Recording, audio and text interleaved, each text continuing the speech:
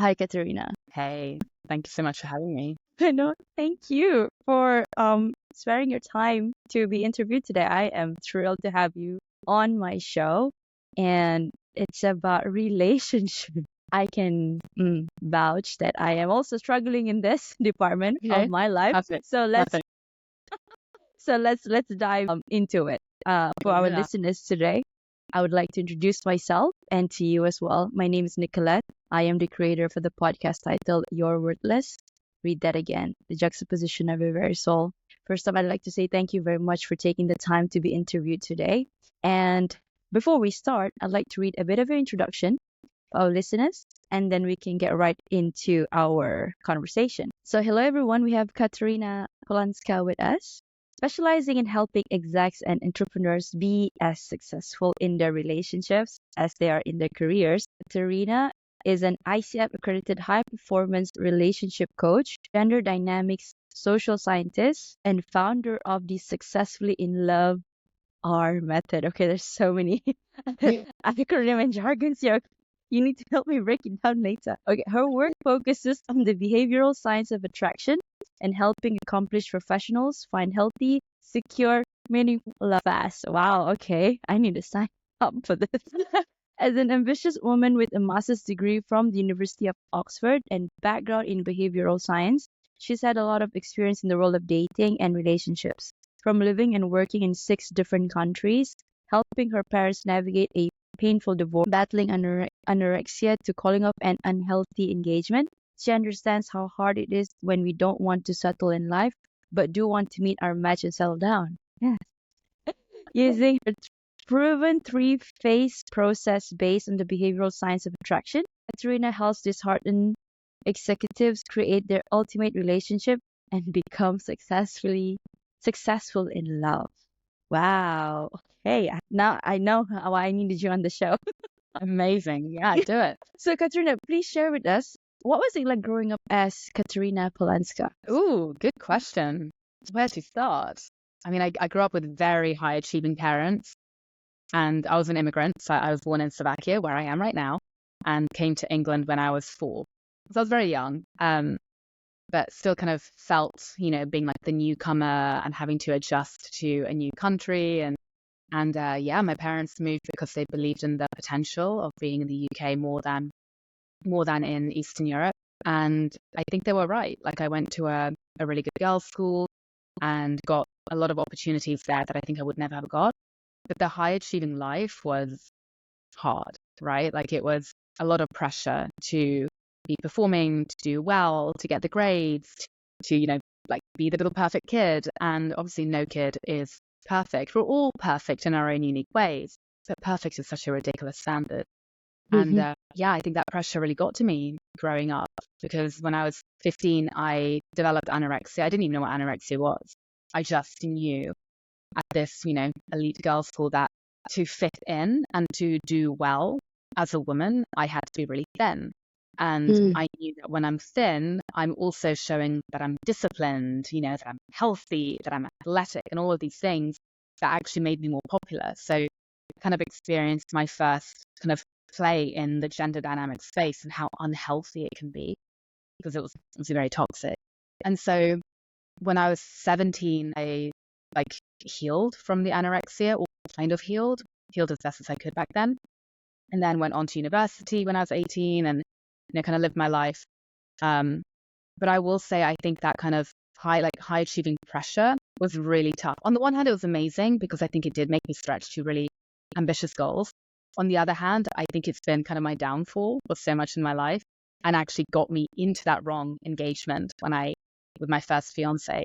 And that's really sparked me to be inspired to work with other, high performing, high achieving individuals, because we can often trip ourselves up without even realizing we're tripping ourselves up. And it's not our fault. It's just the way that we've been conditioned to think and to be. And yet we deserve to be, happier. And there's a lot more to life than just high achieving. So that really kind of inspired me to go down the line of work that I'm in now. That was an answer. Sorry for that. I love it. No. I could relate on certain parts, especially on the overachieving. I think my parents, how do I say this? Parents always taught me to view education as the key to changing life. So I didn't come from that well of background. So I understood it then that okay, if they can give me such a good, if they can only give me so much, then it's up to me to take the next step. And then so it's sort of also conditioned that studies, getting good jobs, sorry, the grades, and then the job, and then the status, and then Yeah, okay, yeah, your life is settled. yeah. So, but obviously it's not like that until I got humbled very fast. So, yes, I okay. Now we're gonna go into the next question. I'd love to ask, what is the behavioral science of attraction? Mm.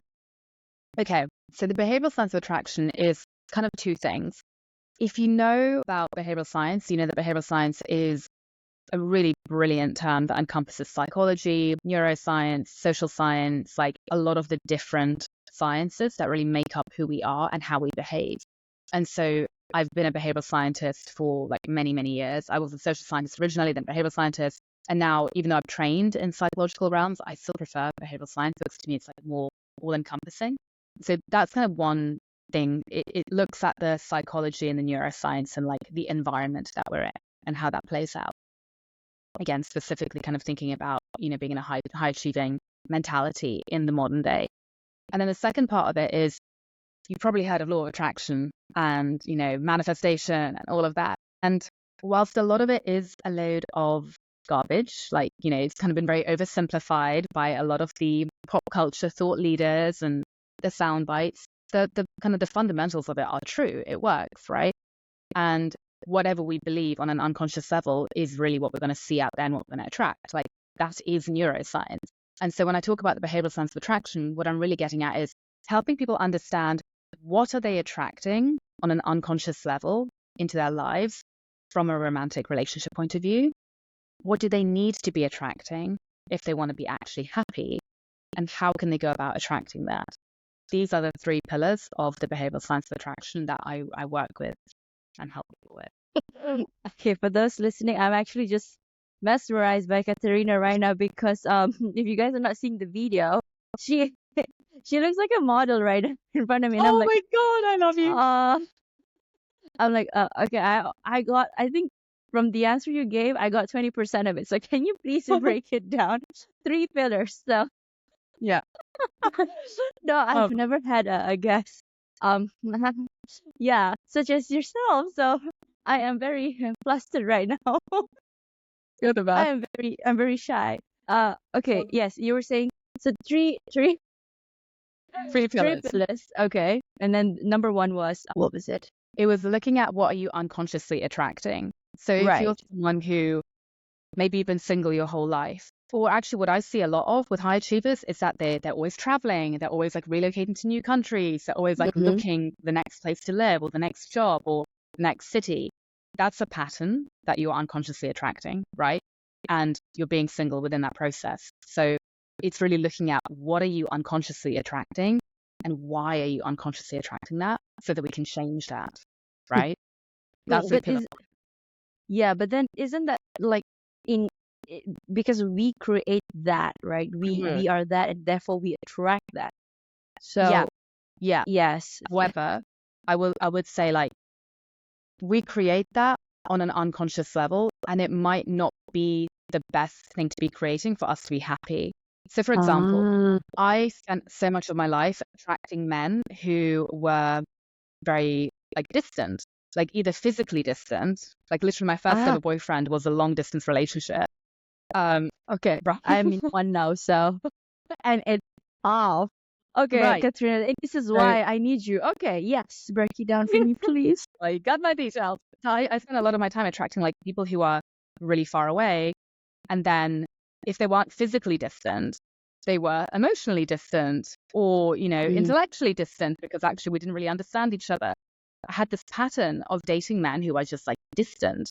And now I was choosing those men. Absolutely. I was going on Bumble and finding them and then, dating them. Like that was my choice. Was it the kind of choice that was making me happy? No, it wasn't, because the choice is coming from an unconscious place, a wounded place within me, but I was recreating the pattern of being with a distant father, right? Because my father was very distant throughout my life. And so that felt familiar to me. That was normal to me. That was what I was used to from a psychological point of view, from a nervous system point of view. It's what felt normal and safe.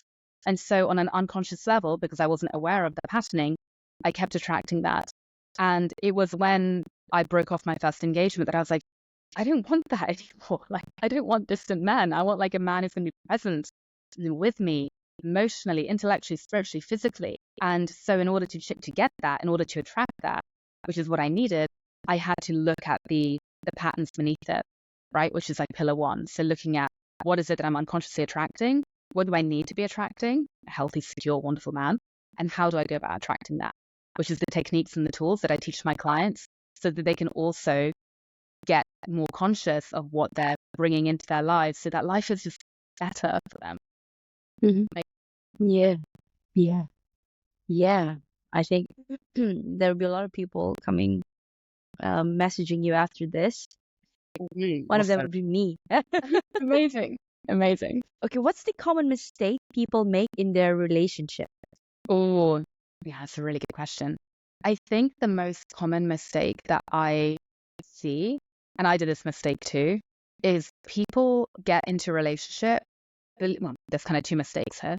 Mistake one is assuming, and we all, I think, assume this to a large extent, and it's not our fault, it's a societal construct. But there's an assumption that when I'm ready to settle down, when I'm ready to find the one or find the partner, it'll happen for me. And it's kind of inevitable. Like, of course I'm going to find someone. Of course I'm going to get married or have that lifelong partner, maybe have a family. Like, of course I am. And so there's an assumption that it will just happen. We don't really have to worry about it or put time or thought into it. It'll just unfold. And when you know, when you find the person, you know, right? Which, again, just so many things wrong with that. So there's an assumption that we don't have to do anything. And then the second big mistake is people make decisions on who they end up in a relationship with largely based on what they want, right? Like, I want the guy who's like 6'3" and, you know, like has blonde hair and has a lot of money and whatever like rubbish qualifiers that are there. What Everybody would be like, okay. But actually, like, all of these different qualifiers, even saying things like, oh, you know, he's kind and he's got a good sense of humor and all, I don't know why it does that. See, we've got the thumbs up there. Yeah, right. All of these different things, it's like, they're nice things that we want, but they have no indication on whether we're actually going to be happy with that person. And they definitely have no indication on whether it's what we actually need. I mean, kindness, obviously everyone needs kindness, but like what we need is going to be very different to what we want, right? And by that, what I mean is, like, I'm a classic example here. I spent my whole life as a high achieving woman looking for men who are high achieving men who typically would be taller than me, wealthier than me, and more money than me, like be more like successful than me, right? And be someone that I can look up to and be a role model and maybe help me and mentor me. And like, daddy issues, anyone? But anyhow, like looking at people who are going to be somehow people I could admire, right?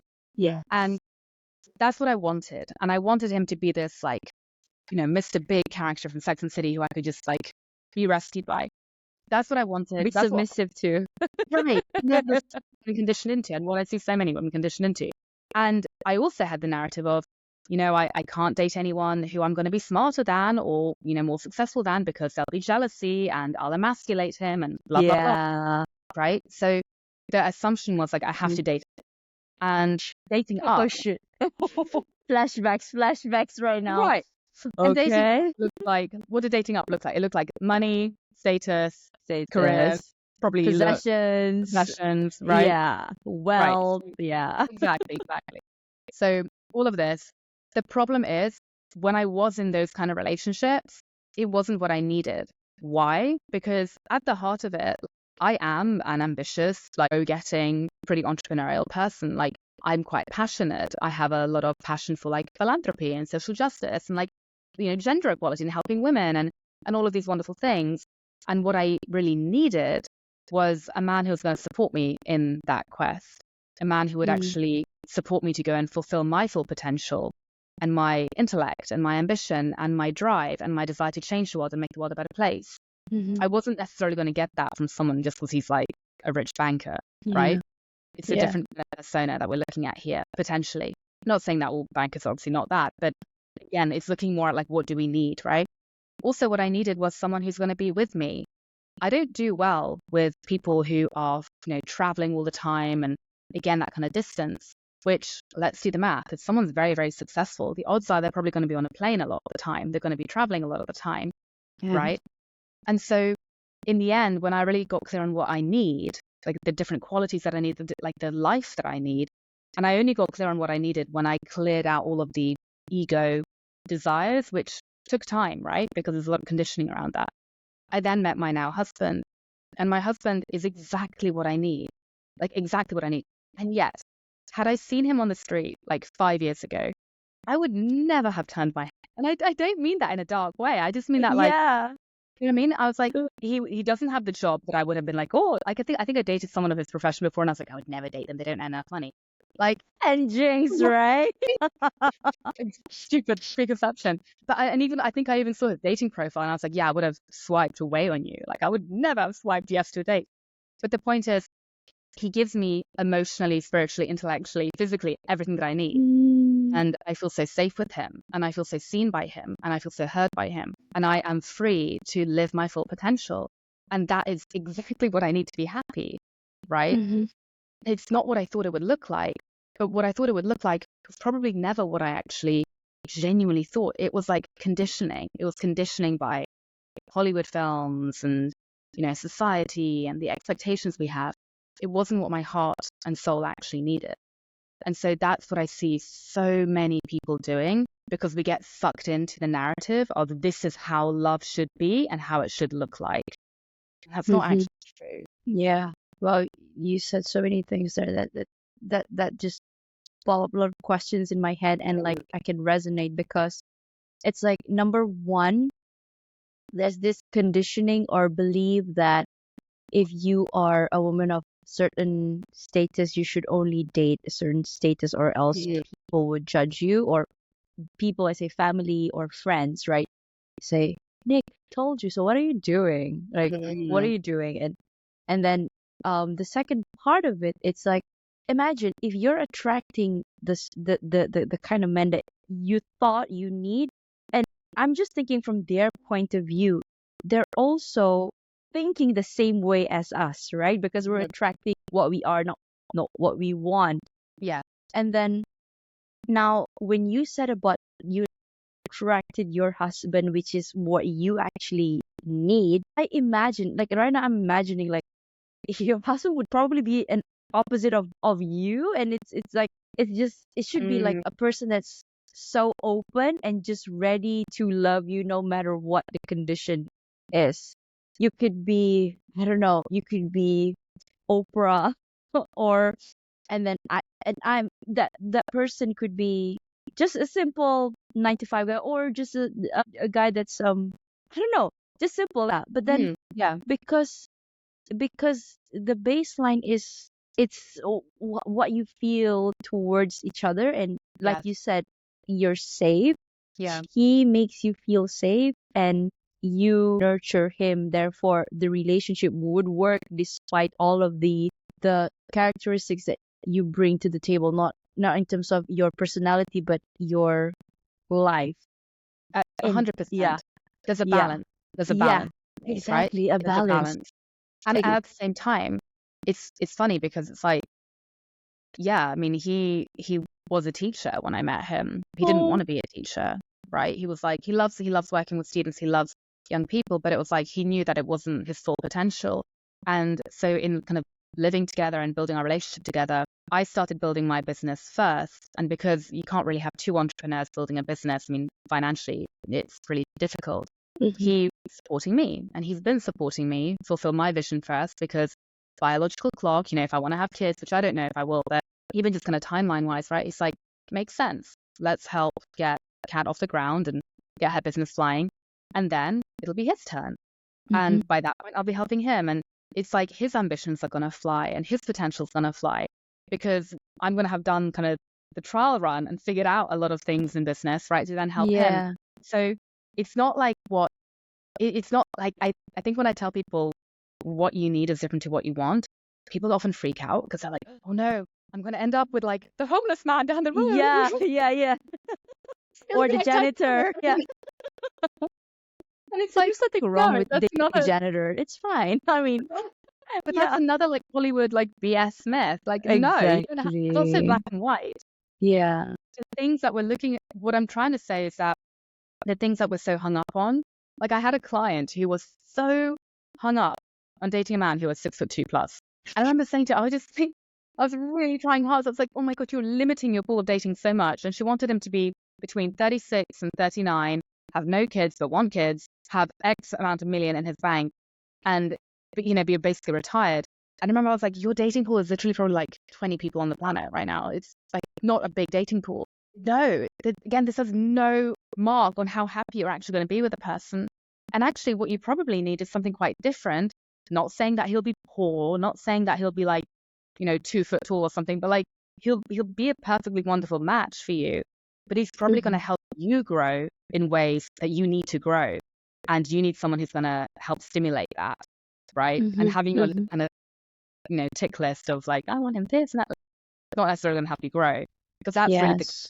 goal, helping each other grow. And like my husband helps me grow. He triggers the hell out of me sometimes. That's a good thing, because I know I have to grow in all the right ways, Yes. There's some right? healing that needs to be done here, or things that I Yeah, haven't thought of. really. Yeah. Which God, is, yeah, like, oh my God. Yeah, and vice yeah, versa. totally. We can, So like the I can triggering relate. doesn't have to be a bad thing. When you're with the right person, it's going to feel bad because getting triggered is never fun. But when you're with the right person, the triggering's actually a good thing. It's a growing thing. It's a healing thing. When you're with the wrong person, triggering's awful. It's just, yeah, it's Yeah. not fun. Yeah.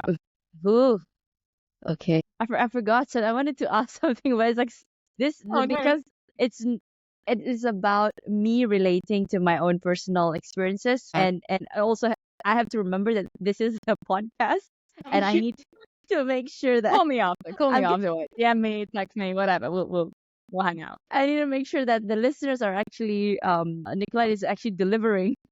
Yeah. Okay, Kat, are why hardworking high achievers struggle to build and maintain relationships? Yeah. Such a good question. I think firstly, part of it's kind of what I just talked about, the fact that because the expectations are often so much higher, and the parameters of what a lot of high achievers want in relationship are a lot higher, right? Whether it's like the academic credentials or the financial or status, whatever, blah, blah, blah. That is where a lot of ego can get in the way of seeing who's actually going to be a good match for you, and getting in the way of helping you connect with what you need, right? That's kind of one thing. So making a lot of kind of not the best decisions on the front end of getting into a relationship.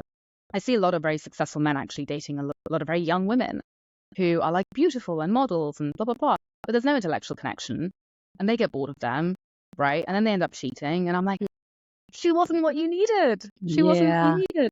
Yeah. That's like the first thing.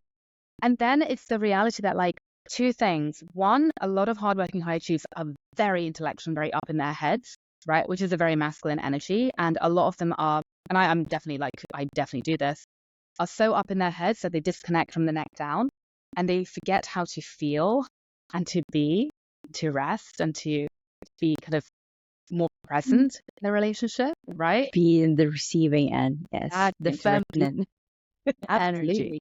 And Yeah. to feel, right? So when it comes to like growth and moving through the emotional growth of what a relationship is and intimacy, there's often a disconnect there. And then to add to it, a lot of hardworking high achievers are really, really busy. And so again, if we think about the windows of time that they have, I worked with couples, so I do a little bit of couples work, who, both people are working 70 hours a week minimum. And so if you really break down how much time they have left together after they've done the life admin, done the finances, gone to the gym, cooked dinner, done some cleaning, like at the end of it, they have like 30 minutes a day when they're both exhausted. And I've had this with my own husband as well, when I was like really in the throes of building my business at the beginning, and it's not fun. And yet it doesn't have to be terminal for the relationship. When moments like that happen, which they will, especially if you bring in children, it's really about knowing what you're solving for and being extremely intentional and focused with that time. Because a relationship can survive and even thrive with that kind of limited time in the short term. Again, you just have to kind of plan around it. And I see a lot of kind of the relational work out there doesn't really plan around this, And yeah, that was kind of what really got me passionate about, like, yeah, I want to help solve for this too. Because you shouldn't necessarily have to completely give up your career, Yeah. right? You probably don't want to be doing 70-hour weeks like all the time forever, and that's not going to be sustainable. But you shouldn't have to not be an entrepreneur, or not go after the promotion, or like not, have children and pursue a PhD, whatever it might be. Like, you can have both. You just have to be very, very disciplined around what you're solving for. And that requires attention and a bit of inner work. I love that. I couldn't help but to think like so let's say when a couple actually say an overachiever, so they finally meet the love of their life, which is what they need. I couldn't help but to think like, how is it for the men? Because right now we're both the female, but then Yeah. from the perspective of the men, what do they see on the what do they see?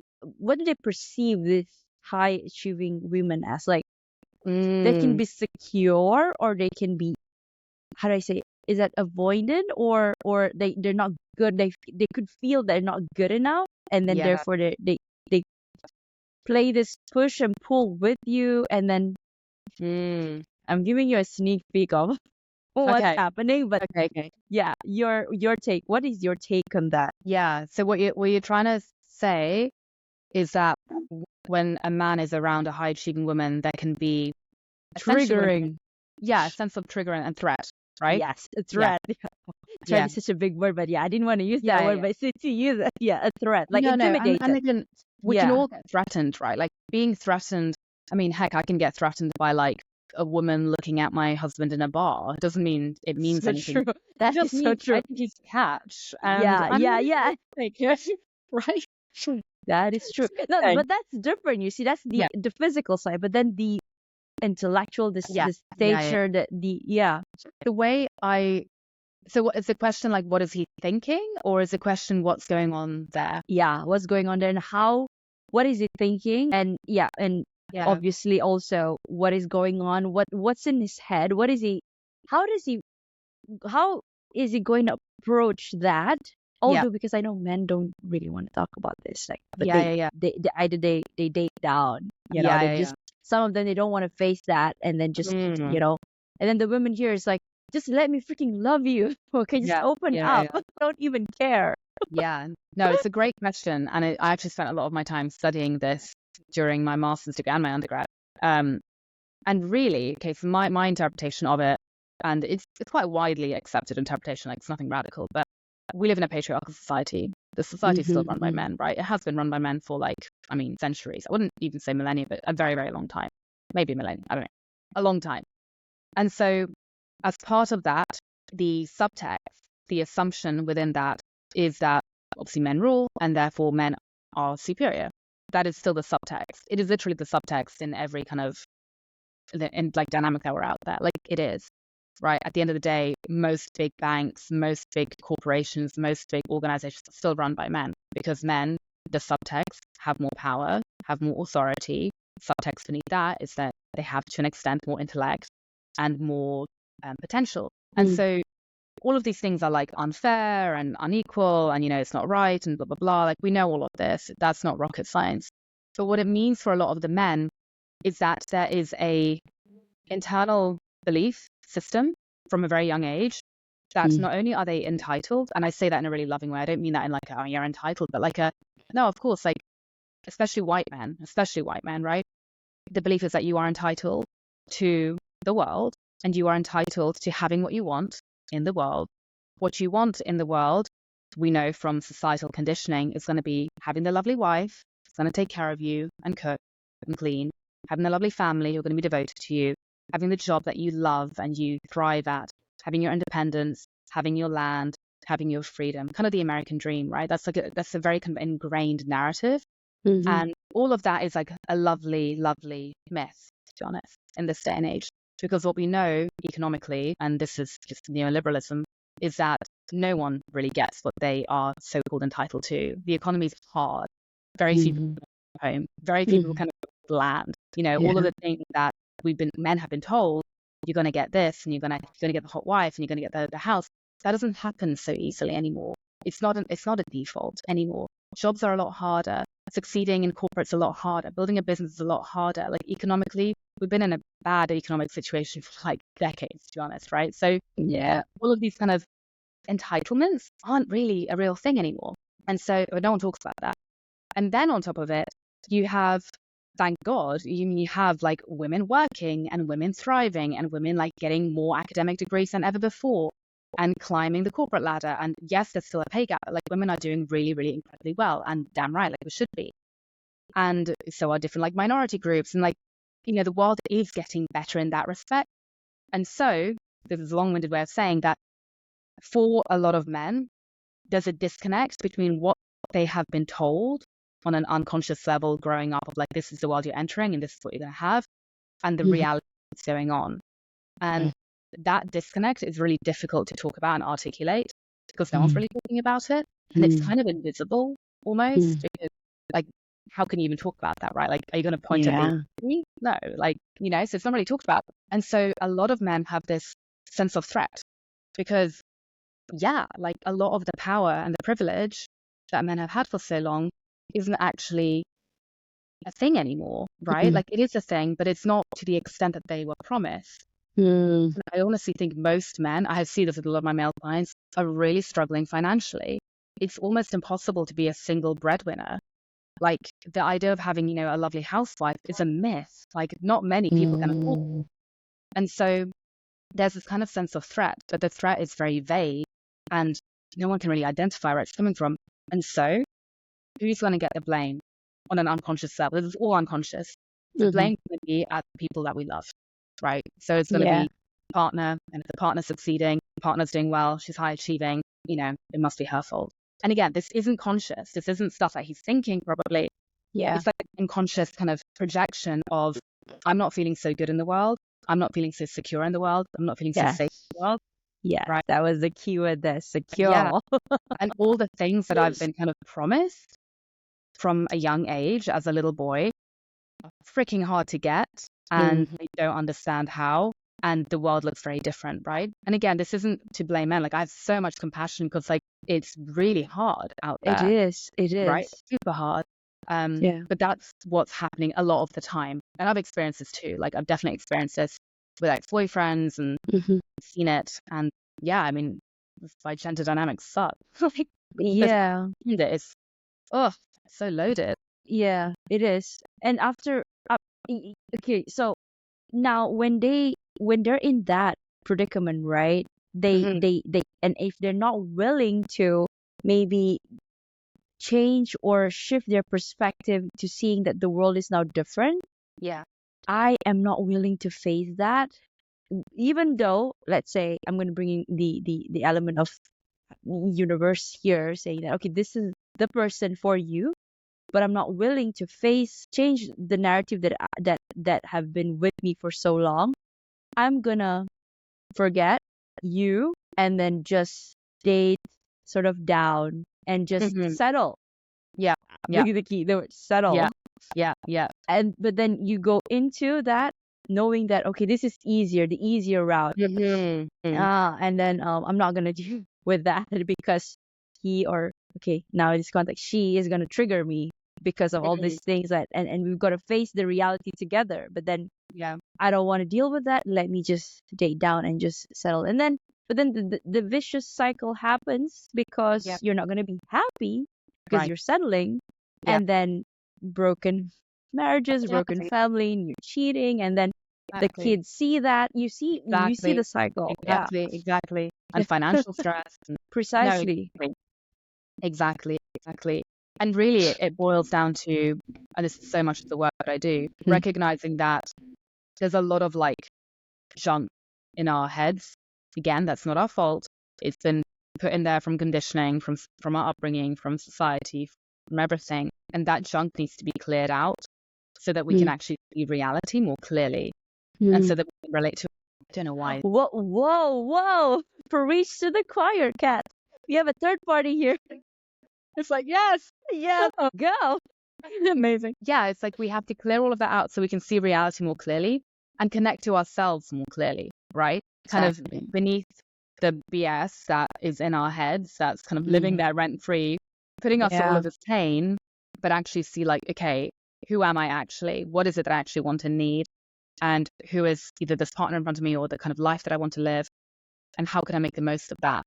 So I'm actually happy, right? Because I think we all want to be happy at the end of the day. Like, That's it. yeah, I love that. I love that, Kat. I love the work that you're doing. I think you're incredible. thank you. Thank you. We need more people like you. And people like you. Love talking to you. Shy.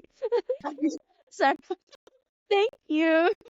Okay, Oh, yes, my mentor, because I'm going into the space of coaching, so yeah.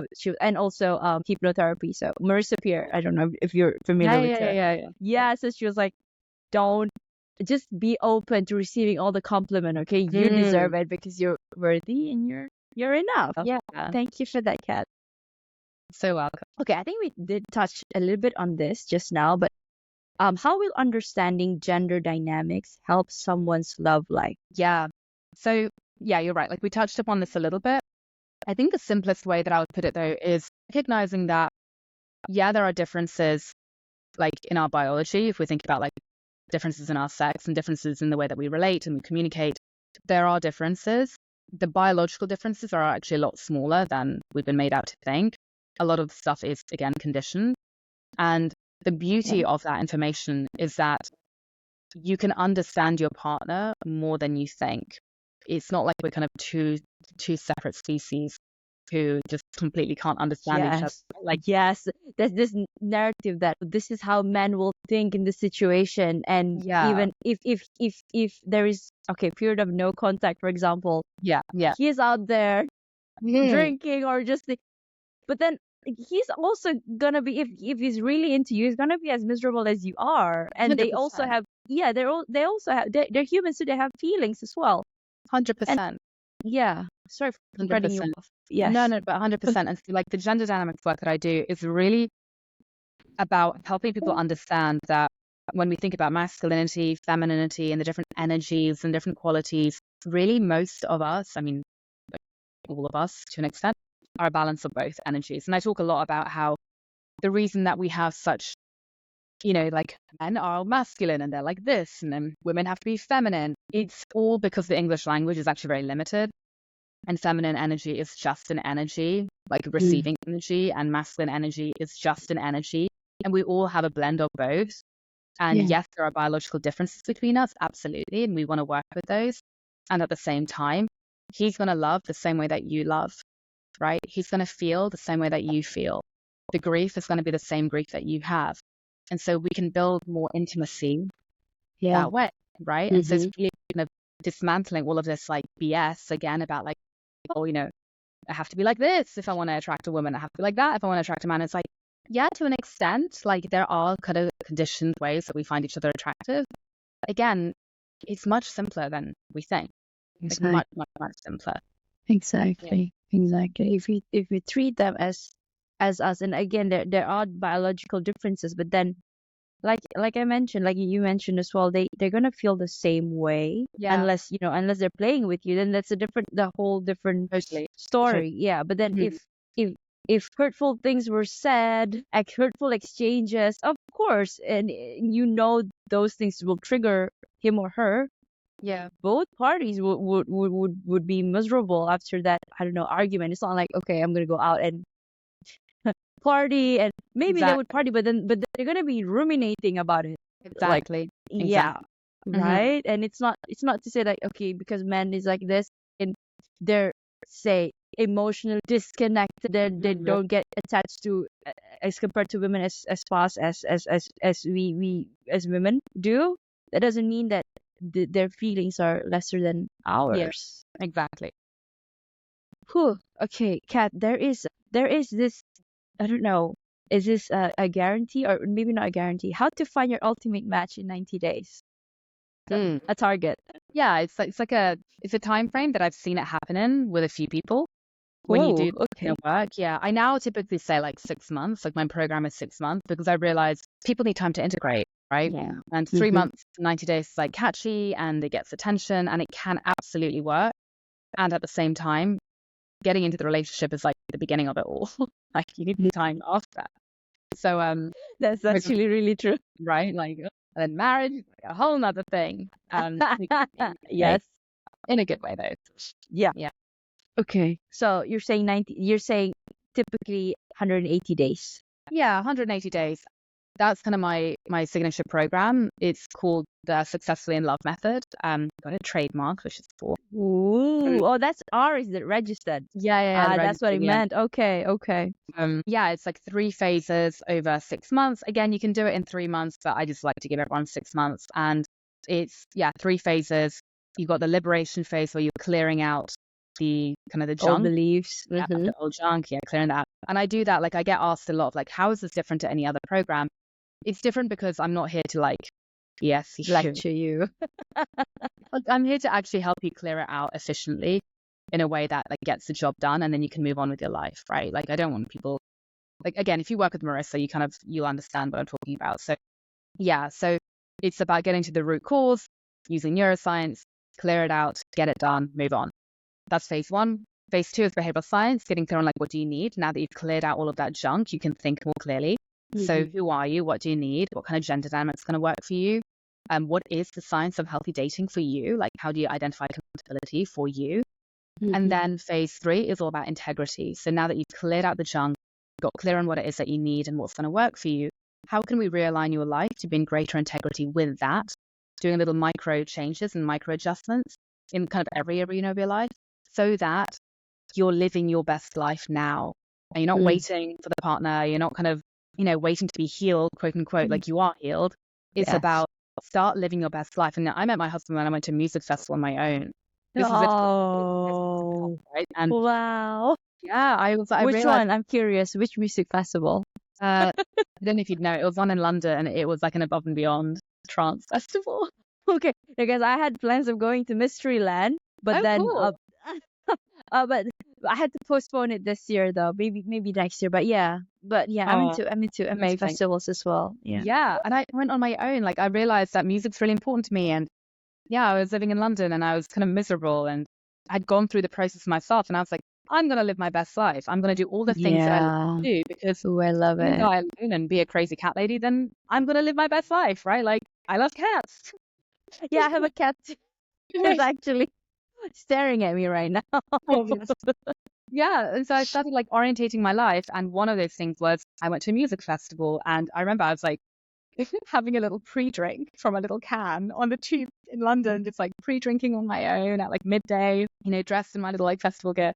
And I was like in my, like I think I was 33 at the time, and just going in there, going to London. But you're not 33? No, I'm older. Thank you.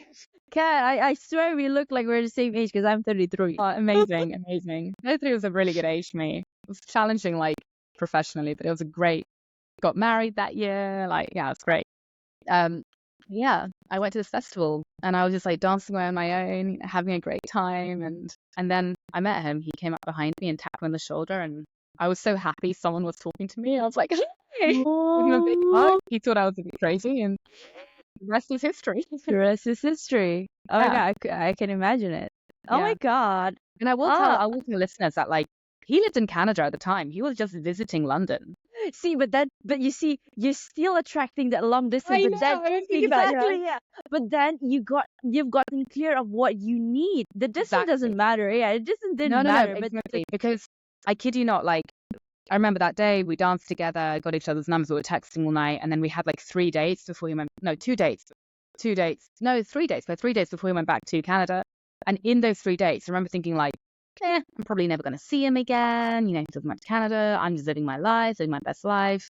Probably one night stand, like whatever, like And I was kind of just like whatever. But I remember at the end of the first date, I was like, holy cow, boy, this could be it. Yeah, and I remember voice tweeting my friends being like, oh boy, damn, well, the universe help sent me me. that, and I'm either going to be marrying him or someone like him, because he's not my type, and he's not not what I want. But damn, I felt good on that date, and we had like a 12-hour date, and I was I was like, I felt so safe, I felt so comfortable, I felt like I was coming home, and it was a really wonderful, wonderful time. And then we had 3 more dates, and by the end of the third date, I was like, God, what have I done? And then we we did long distance for 3 months, but it was very clear that we weren't going to do long distance forever. Like that was kind of like a no. We both quit our jobs and we had no plan. We were just like, we're just going to take a sabbatical and figure it out because we're both prioritizing love at this point in our lives, right? He was like, 39, I think. And yeah, we were just like, we're just going to prioritize love and see if this works because we want to see if it works. And then I started building a business and, it did work, obviously. And everything kind of unfolded. And again, my point is like, it wasn't what I wanted, but I got to be an entrepreneur in the process through necessity, right? Which I would have been way too scared to do 10 years ago, 5 years ago.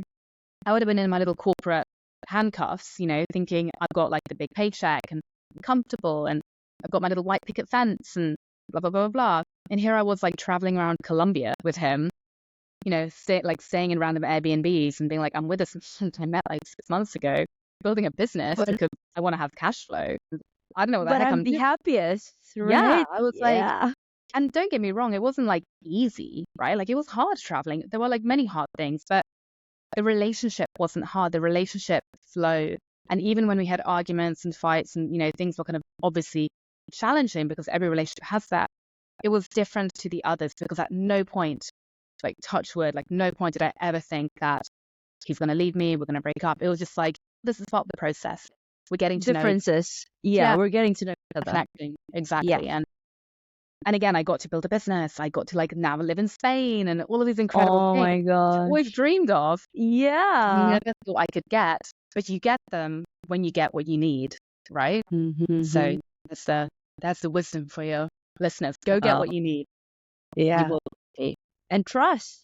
Yeah, absolutely. Trust the process. Absolutely. Yeah. Wow. I love that.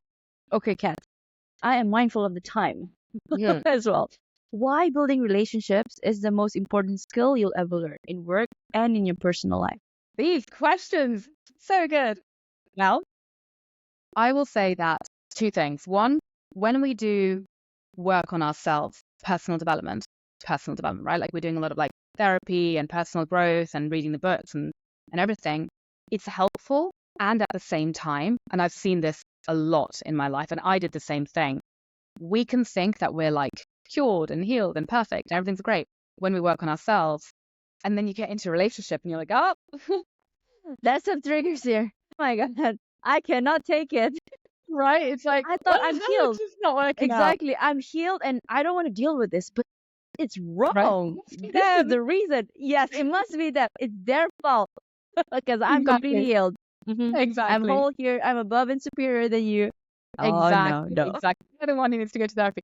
And so what I learned the hard way in my first engagement was like, that's really helpful, useful stuff. And you need to do relational work. You need to do work on yourself in light of your relationships because everything in your life is a relationship. You are in relationship to yourself, right? Then you, to survive, are in relationships with others. And how you are in the relationships is like the most important thing because it dictates the quality of your life. Because we can't survive alone. Like we need relationships. And your relationship with yourself, right, is so crucially important. But your relationship to yourself in light of your relationship with others and like, the anxiety that you might feel or the insecurity or the comparison that you might feel, the not being good enough, whatever it is, the abandonment, like all of this stuff in relation to others is where the rubber hits the road on your ability to actually kind of grow and develop and mature and feel better about yourself. So that's the really important work. And when you do that, you're developing the skills of intimacy. And those skills, like the intimacy skills with yourself, is where happiness lies. Because the more intimate you can be with yourself, the more self-accepting, self-aware, curious with yourself, accepting all of your emotions and everything, the happier you become. So to me, it's like, yeah, personal development is really, really important. And this is a form of personal development, but it's like do it in light of the relationships if you want to go really, really deep and get the results really fast. That's the holy grail. Yeah. I love that. I love it. I love that. So Kat, what is next for you? What is next? Well, got a group program, which I am looking to kind of fill. I'm curious like how intimate I'm going to keep it. At the moment, there's like 5 people in there. I'll probably kind of get to like, I'm not sure how many people, and then start another group. But what I'm consciously doing, I'm still doing one-on-one work with my program and my methodology. I found that one-on-one is less effective than group work because every single person I worked with one-on-one has felt lonely, anxious, and ashamed of their struggle. And what I know from psychology is that we eradicate shame by sharing it with compassionate witnesses, by shining a light upon the parts of us that feel like the shadow, right? And so when I saw these incredible, brilliant people, all of them feeling alone and ashamed and anxious, I was like, I need to bring them all together so that they can see, right? Yeah, there's a community. Absolutely. And like, you're doing the work, people. Like, you're here doing the work. You're like not a cut above the rest. I shouldn't say that, but like, you're leaning in and you want more for yourselves, and like, well done, and build a community and build friendships. And so I have this group program, and it's still ultimately one-on-one inside the group. Like, the group calls, which we have every week, and they're like 2 hours. You can drop in and out. You don't have to be there for full 2 hours, but you get to have that one-on-one access to, like, with me, right? So it's still kind of one-on-one coaching with me. But the benefit is you can listen to other people's coaching, and you can see that your problems are not like weird, unique to you. No, exactly. And you can hear other people and kind of get different perspectives. And there's so much learning to be done from sharing. And then you get access to me Monday to Friday as well. So like, it is still very much a solo journey with your own vulnerability, but you have the safety and the companionship of the community to really help you. So I'm looking to grow that and take more people through that and help them. I love that. I think you're the second guest. Most of my guests are coaches themselves. So they also said that there's one, although I love one-to-one, but I think group coaching is the most effective. Yeah. Because we are wired to connect. Yeah. And when we see somebody having some problem, even though it's not ours, but somehow when they start sharing, you say, oh, I think that part is similar to what I'm feeling. Yeah. And therefore I can sympathize, Yeah. I can empathize, and then we build based on that. Yeah. And why I'm saying this is because I'm also in the midst of figuring out my own coaching thing, and I'm learning as I'm talking to people like yourself. And this is why I love podcasting. and I can, it's like a gift to the universe right now. It's from the universe to you, to me, and say, okay, Nicolette, you've been racking your brain about this, but then right now you probably can set it this way. So thank you. Thank you for that, Kat. Okay, Kat, a few more questions and then what is your heart's greatest wish? To spread more love in the world. Like, there needs to be more love in the world, right? Because I do believe that when people heal their own relationships with themselves and they love themselves and are able to love others properly, I honestly think a lot of problems in the world wouldn't be around, right? Truly, I think so much of it would get solved.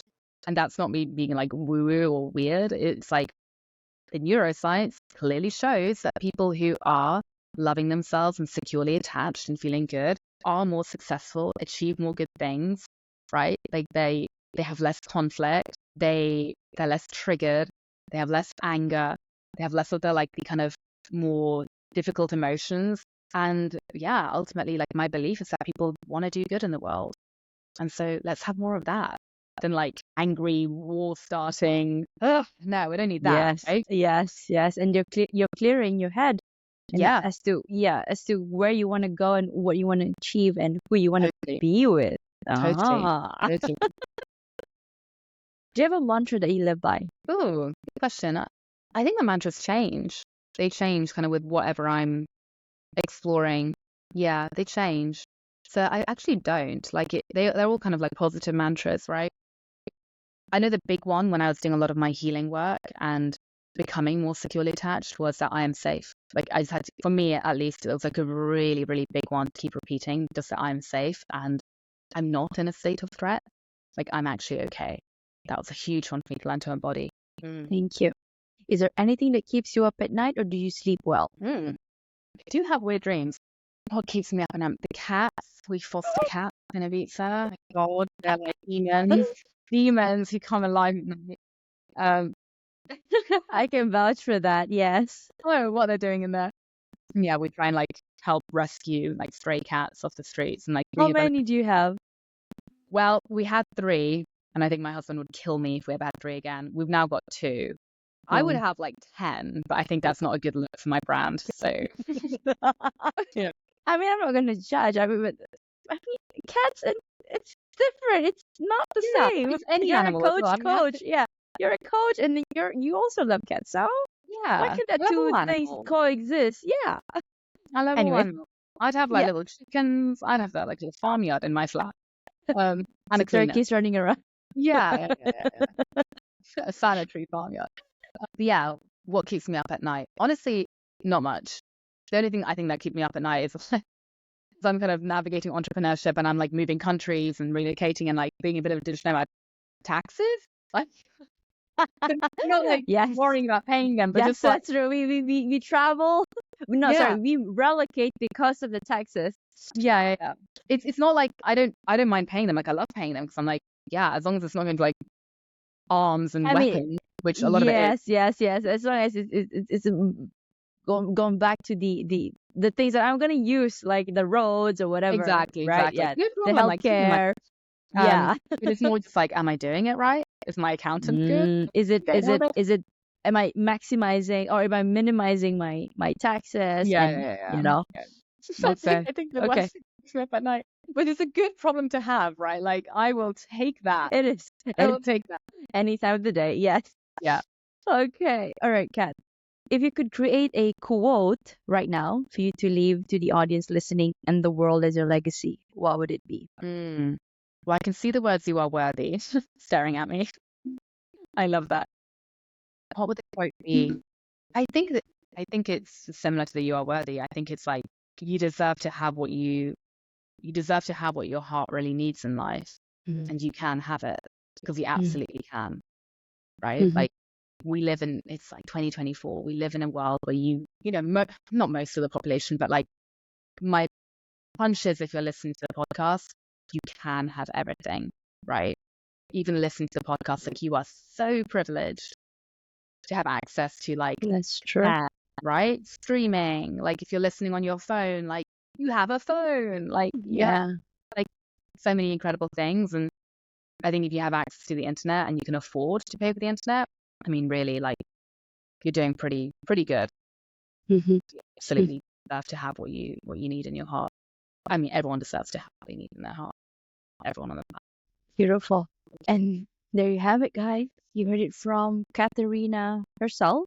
Before we close off, Katarina, I personally, I would like to thank you for the work that you're doing and for the world and for advancing every step of the way despite the challenges, creating trails for those that will come after you. So for our listeners that's listening to this has been that one podcast with that controversial name, You're Worthless. Read that again. The juxtaposition of your very soul. If you find yourself thinking that you are worthless, you're not alone. Chances are you're not alone. But more importantly, ask yourself a level deeper. If I'm worthless, then why the heck am I here? It is because your soul have chosen to be here energetically, all the way from the ethers, and for that reason itself, you are worthy and you are enough. This has been Katarina Polonska, your guest of the day, and Nick Nieras, your host, signing off. Thank you, Kat. Thank you. That was awesome.